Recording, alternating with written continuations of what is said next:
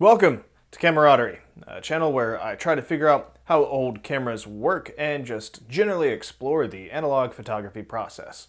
This week's video is sponsored by this sweet backdrop that I got from Goodwill for like $12. Let me just crane my neck out of the way. I'm going to be talking about this camera. Ooh, that's shiny. I'm going to be talking about this camera today. This is the Olympus O-Product. Really clever name and a clever package. This is a funky looking little point and shoot from 1988 designed by Naoki Sakai. I hope I'm doing that justice. That's what it sounded like when I put it in Google. He was a conceptual designer who did a lot of work with Nissan and obviously Olympus. And he was a bit of a design renegade, especially within the Japanese world at the time. I'll leave a couple links in the description if you're interested in learning more about him. They only made 20,000 of these, and half of them, give or take, were reserved for the Japanese market. So the fact that I even have this is pretty bonkers to me. It was gifted to me a number of years ago, and I've finally got around to shooting it and talking about it. I think the recent demise of Olympus kind of inspired me to pick it up and reminded me like, oh yeah, I have this weird little metal camera. So it's got a brushed aluminum outer shell, as you can see right here, but it is actually based on the Olympus Infinity Junior. The inside is all plastic, obviously with the exception of your standard metal bits that you'd see on any camera. They left a little note at the bottom that at first seems kind of pretentious, but I think it's more just kind of tongue-in-cheek. You know, this camera doesn't take itself too seriously, I don't think. A new concept in product design, Olympus O-Product. Functional imperatives molded to artistic form. A camera shaped with simple lines, elegant contours. And, well, you know, they're not wrong. It is, in a way, elegant. It's, yeah, I don't know, it just looks like it's a circle and a square.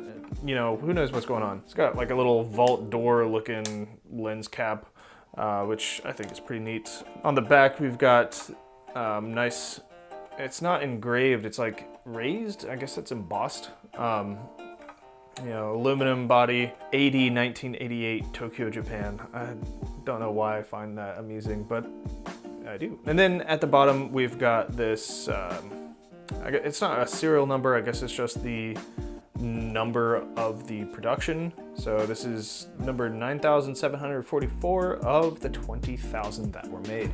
It's got a decent bit of heft to it. It doesn't feel like it's gonna break.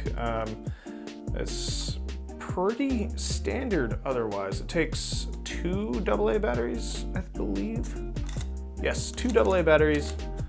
So simple, standard, you know, you don't have to go to a crazy battery store or anything to get this camera to work. I wouldn't call these standard strap eyelets, but seems pretty simple to make it work. It's got 2 autofocus windows for some reason, and beside this autofocus window there is the light sensor. This is an automatic everything point and shoot camera, so it detects your film speed. It does have a kind of a limited range of film speeds that it accepts. Like I said, all of the internals are directly lifted from the Olympus Infinity Junior, so those specs come directly from that. It detects the ISO that's imprinted in the DX code on your roll of film. It can only set an ISO of 50, 100, 400, or 800. So, I mean, that's pretty much got you covered, but I do find it interesting that, I mean, 200 speed film is not uncommon. So it's definitely a little bit limited in that regard. It's got a 35mm lens. Looks nice and clean. You know, it's a nice little lens. This lens cover mechanism is just, I can't describe how satisfying it is. It's a nice little, it just feels good. It just feels good.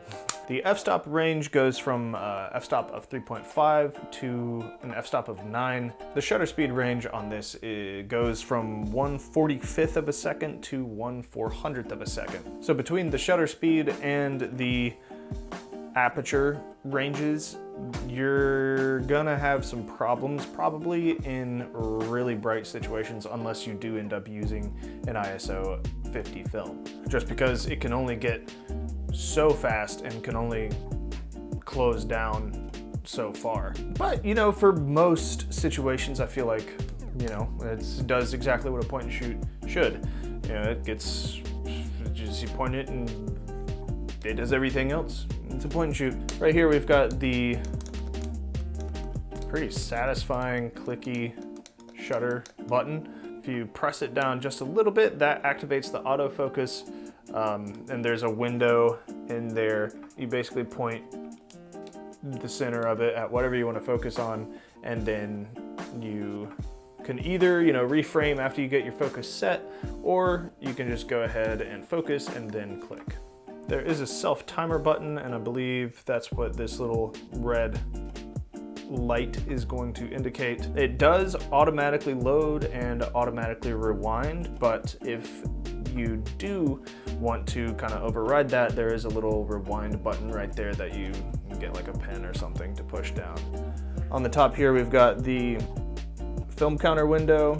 Right here, we've got the flash hookup, and it came with a flash in the box, which was pretty convenient. It's a little side-mounted thing. This takes 2 AAA batteries, whereas the camera takes 2 AA batteries. No, it takes 2 AAAs.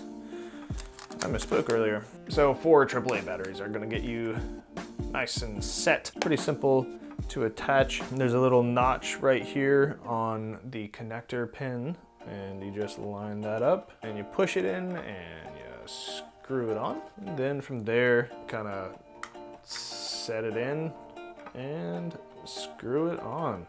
And there you go, you're all set there. I kind of like this. It reminds me of some of the old like press cameras with that big flash bulb off to the side. Yeah, it's definitely got a weird like futuristic retro look going on. Let's see, on the bottom here we've got the battery compartment and the tripod mount. There's no zoom, it's just the 35mm lens. Other than that, that's pretty much all there is to this little camera.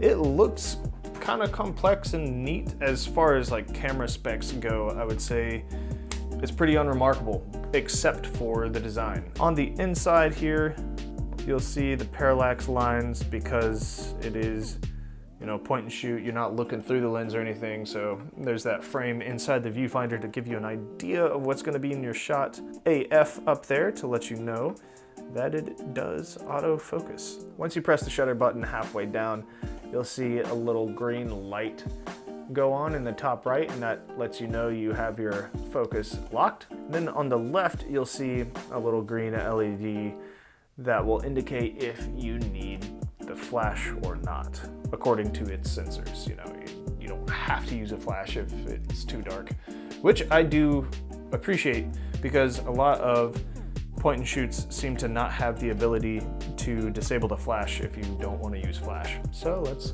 try that out. I'm pointing straight up at the light that I've got behind my camera. That light on the left doesn't come on, so I shouldn't see the flash, and I don't. But as soon as I point it at something that's really dark, then it comes on and it flashes. So yeah, you know, super simple, straightforward functionality in this little package. So let's go see how it shoots.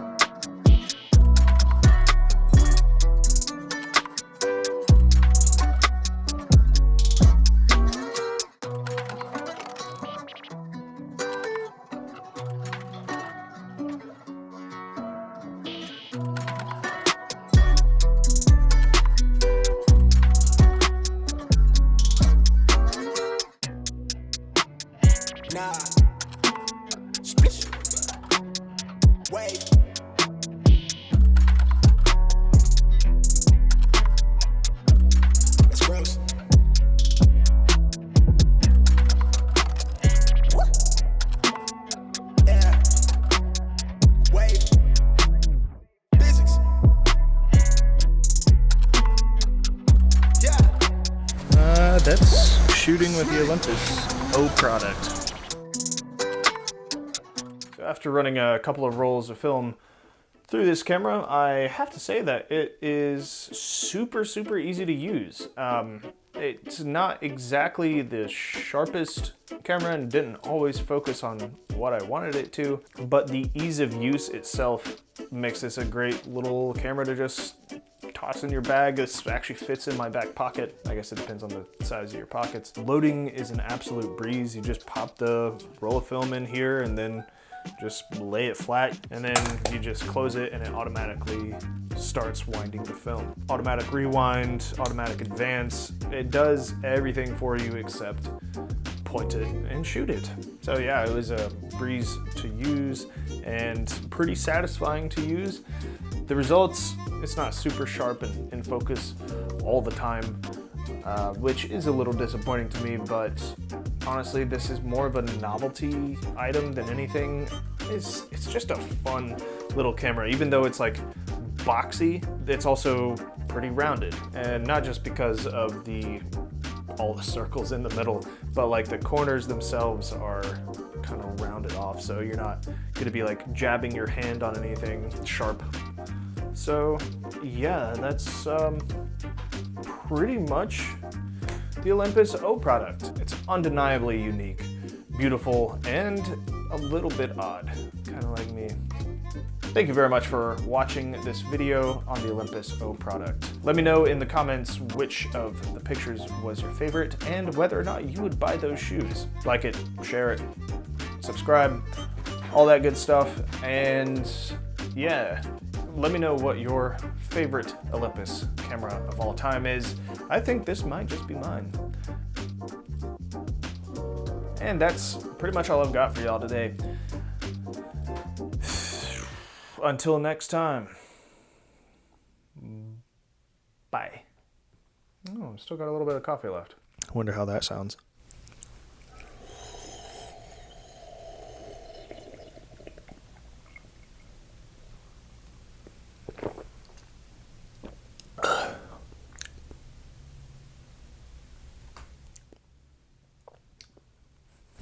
Oh yeah, there's also videos beside me.